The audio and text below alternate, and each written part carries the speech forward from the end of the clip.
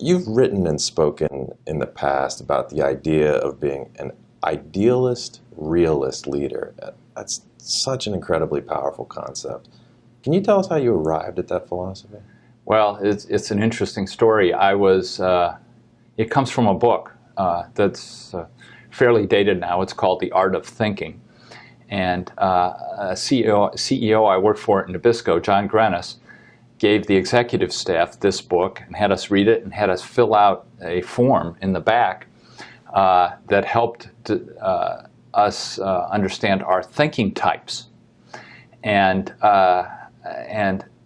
one of the thinking types, much like a Myers-Briggs would be in terms of behavioral types, was an idealist realist, and that was the space I landed in when I took this thinking quiz, which took about 10 minutes. I commend it to people. It's really very interesting work.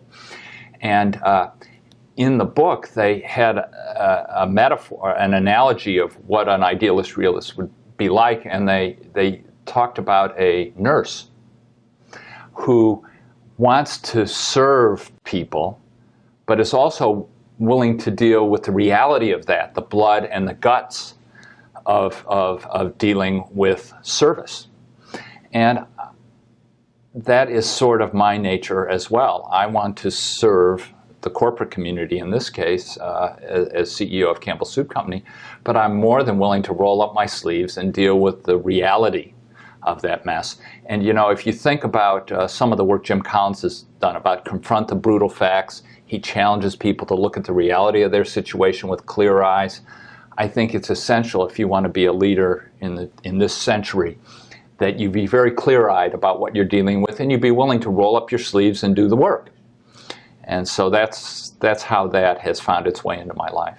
At that time at Nabisco, when you did that evaluation initially, were you alone in that regard? Were you the only idealist realist, or were there others? In that regard, I was fairly unique in that group. The interesting thing to me was it was at a time where we were in dire straits at Nabisco. We had just been part of the world's largest LBO. A book was written about it called Barbarians at the Gate. KKR owned us, and we were trying to rebuild the company following that traumatic episode. And it was a very toxic culture, a very challenging culture. It was hard to remain idealistic while you were dealing with the reality of that. But I think people want to get to higher ground, and if you don't see it, and you don't have an intentional notion of leading to higher ground, it's hard to get people to follow you. So I think you have to be idealistic. You have to be looking for higher ground always.